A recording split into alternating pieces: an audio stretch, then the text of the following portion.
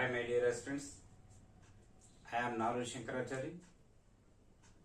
మనం civil services సంబంధించినటువంటి preliminary మరియు మెయిన్స్ విభాగాలకు సంబంధించినటువంటి పేపర్ల వారీగా రెఫరెన్స్ బుక్స్ వెబ్సైట్స్ గత వీడియోలలో మీకు ఎక్స్ప్లెయిన్ చేయడం జరిగింది.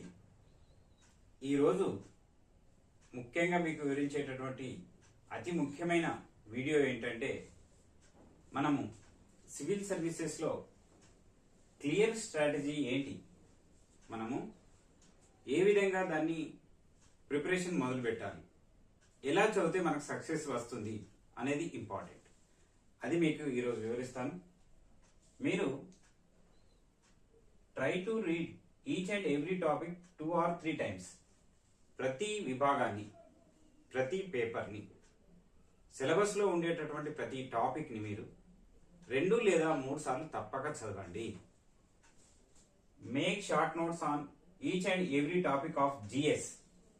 మీరు చదవడమే కాదు, చదివిన తర్వాత మీరు సినాప్సిస్ రూపేణా షార్ట్ నోట్స్ తయారు చేసుకోండి. జనరల్ స్టడీస్ సంబంధించినటువంటి షార్ట్ నోట్స్ ఎవరైతే తయారు చేసుకుంటారో ఎగ్జామినేషన్స్ బిఫోర్ రెఫరెన్స్ అంటే మీరు రెఫర్ చేయడానికి, తొందరగా రివిజన్ చేయడానికి ఆస్కారం ఉంటుంది. ఆ విధంగా మీరు షార్ట్ నోట్స్ తయారు చేసుకొని సిద్ధంగా ఉండండి. అలాగే answer writing practice before prelims. మీరు ప్రిలిమ్స్కి ముందే డిస్క్రిప్టివ్ విధానంలో మెయిన్స్ విభాగానికి సంబంధించినటువంటి కంప్లీట్గా మార్క్ టెస్ట్ల ద్వారా మీరు ఆన్సర్ రైటింగ్ ప్రాక్టీస్ చేయండి. ప్రిలిమ్స్ పాస్ అయిన తర్వాతనే మేము ఆన్సర్ రైటింగ్ ప్రాక్టీస్ చేస్తామంటే మీకు సమయం సరిపోదు. కాబట్టి మీరు ప్రిలిమ్స్ ఎగ్జామ్స్కి ముందే మెయిన్ విభాగానికి సంబంధించినటువంటి ఆన్సర్ రైటింగ్ ప్రాక్టీస్ చేసుకొని పెట్టుకోండి. మరియు daily answer writing practice based on the editorials read in the news paper.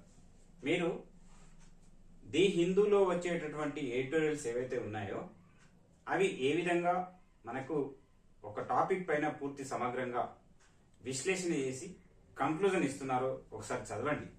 చదివిన తర్వాత ఎడిటోరియల్ విభాగంలో ఏ విధంగా ఆ టాపిక్ సంబంధించినటువంటి సమాచారం అందజేశారో గమనిస్తూ దాన్ని చూస్తూ మీరు ప్రాక్టీస్ చేసుకోండి. అంతేకాకుండా attempt the maximum number of mark test. నేను చాలాసార్లు చెప్పాను, మీకు ఎంత వీలైతే అంత మార్క్ టెస్ట్ ప్రోగ్రామ్స్కి అటెండ్ కండి. అందులోనే మీకు సరైనటువంటి రిజల్ట్ వచ్చేటటువంటి అవకాశం ఉంది. Practice SS once a week or twice a week.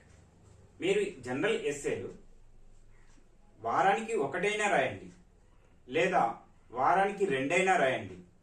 రాసిన తర్వాత మీ సీనియర్ మెంటార్స్ ఎవరైతే ఉంటారో వారి దగ్గర కరెక్షన్ చేయించుకోండి.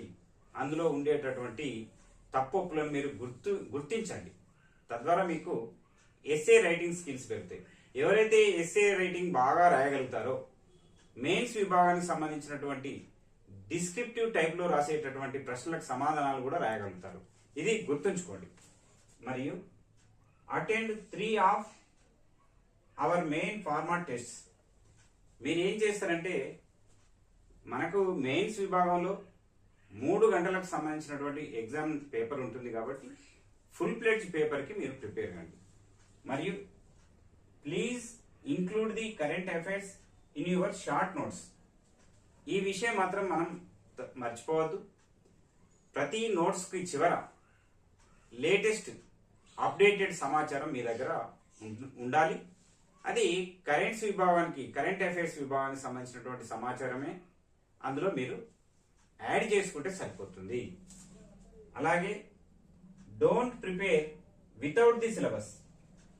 ఎట్టి పరిస్థితుల్లోనూ సిలబస్ పరిధి దాటి మాత్రం బయటకు వెళ్ళొద్దు. ఈ మనకి ఇచ్చినటువంటి సిలబసే చాలా పెద్ద సిలబస్, కఠినమైనటువంటిది. కాబట్టి మీరు ఎట్టి పరిస్థితుల్లో సిలబస్ దాటి మీరు ప్రిపేర్ కావద్దు. అలాగే please maintain the best group for better achievement. మీరు సివిల్స్ ప్రిపేర్ అవుతున్నారు, మామూలుగా ఆర్ఆర్బి, స్టాఫ్ సెలక్షన్ కమిషన్, చిన్న చిన్న పోటీ పరీక్షలకు ప్రిపేర్ అవుతలేరు. కాబట్టి మీరు ప్రిపేర్ అయ్యేటప్పుడు మీకు సరి అయినటువంటి మిత్రుల్ని ఇద్దరిని లేదా ముగ్గురిని మీ దగ్గర మీ రూమ్లో అటాచ్ చేసుకోండి. వారితో మాత్రమే ప్రిపేర్ కండి. మీకు ఇది చాలా ఉపయోగకరంగా ఉంటుంది. అలాగే మీరు ముఖ్యంగా చేయాల్సినటువంటి విషయం ఏంటంటే practice practice practice before the main format tests. మీరు ఎక్కువ సార్లు ఎవరైతే రైటింగ్ ప్రాక్టీస్ చేస్తారో వారికి మాత్రమే క్వశ్చన్ టు ఆన్సర్ ఎలా రాయాలో తెలిసిపోతుంది. వర్డ్స్ లేదా సెంటెన్సెస్ కరెక్ట్గా ఫామ్ అవుతున్నాయా లేదా తెలిసిపోతుంది. బుల్లెట్ పాయింట్స్ మనం పేపర్ పైన పెడుతున్నామా లేదా తెలిసిపోతుంది. క్వశ్చన్కి ఆన్సర్ సరైన విధంగా ఫ్రేమ్ చేసుకుంటున్నామా లేదా తెలిసిపోతుంది. కాబట్టి మీరు ఎవరైతే ఎక్కువగా ప్రాక్టీస్ చేస్తారో సివిల్ సర్వీస్ వచ్చేటటువంటి అవకాశం వారికే ఉంటుంది. ఈ టిప్స్ మీరు ఫాలో కండి, తప్పక మీరు అనుకున్నది సాధిస్తారు. Thank you.